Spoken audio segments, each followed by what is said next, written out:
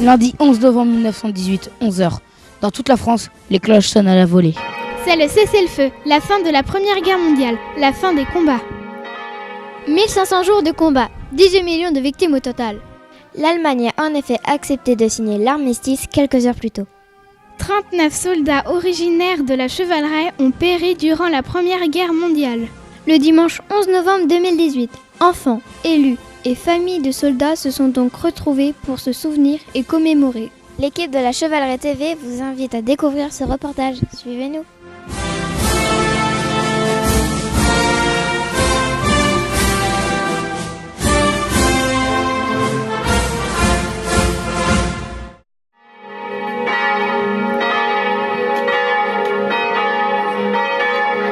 Quel est le programme de cette commémoration ce matin ? Alors ce matin, nous allons fêter les 100 ans de la fin de la guerre 14-18. Donc au programme défilé avec les porte-drapeaux, direction le cimetière. Et puis arrivé au cimetière, alors il y a les enfants des écoles, le conseil municipal des enfants qui sera présent. Et vous verrez, il y a des chants qui ont été appris par les enfants, des textes qui vont être lus. Et moi, je vais lire le discours du président de la République à l'occasion des 100 ans de la fin de cette guerre.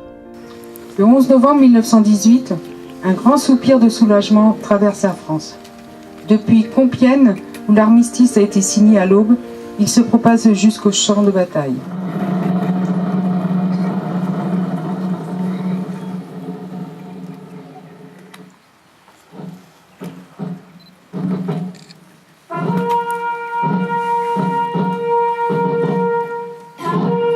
C'était tellement naturel que l'armistice arrive après tant de peine et de souffrance. La guerre est finie. Le poilu au fond restait une triste malgré son bonheur. Pour partager leur enthousiasme après avoir partagé leur souffrance. Nos chers camarades disparus dans la tourmente. Eux aussi auraient été si heureux de voir poindre l'aube de cette journée mémorable entre tous, toutes et de revoir leur famille au pays natal.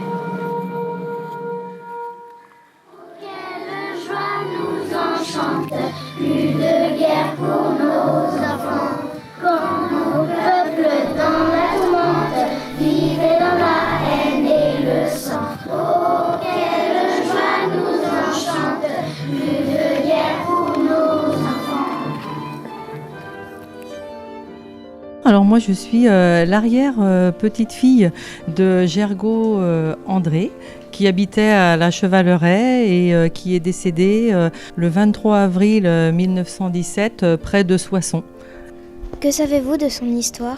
J'ai appris, cela fait peu d'années, qu'en fait il n'était pas enterré dans le cimetière de la Chevaleret puisqu'il était mort en fait à côté de Soissons et qu'il reposait dans une nécropole à Ambleny. Et nous avons trouvé dans la nécropole d'Ambleny le lieu où il reposait, avec effectivement la date de sa mort, avec à l'époque la Loire inférieure.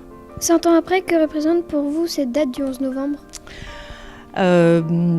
Pour moi et puis ma famille aussi, mes enfants, c'est un moment quand même riche en émotions parce que 100 ans après, en fait on est là quand même pour lui rendre hommage.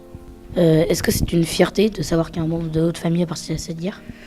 Alors, une fierté, on va dire oui et non, parce que en fait, quand mon arrière-grand-père est décédé, il avait un fils, mon grand-père, et en fait, quelque part, mon grand-père n'a jamais connu son père.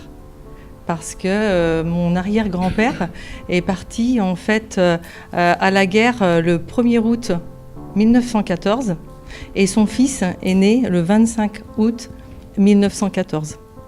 Donc quelque part, c'est une fierté certes, mais c'est vrai que par rapport à mes ancêtres, je pense que c'est vrai qu'ils ont beaucoup souffert en fait de tout ça. Et sachez qu'une exposition sur cette première guerre mondiale est à découvrir jusqu'au 17 novembre, salle du Conseil, aux horaires d'ouverture de la mairie.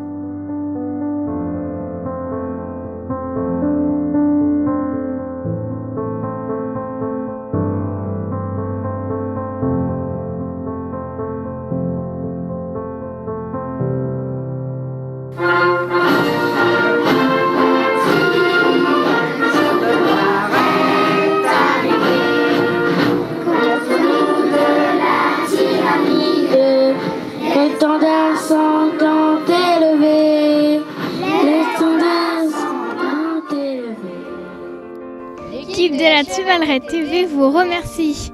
Au revoir. C'est vraiment génial. Mais c'est quoi, t'as filmé en plus?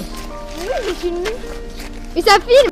Lundi 11 novembre 1918, 11h, dans toute la France, les sons... Et sachez qu'une exposition sur cette première...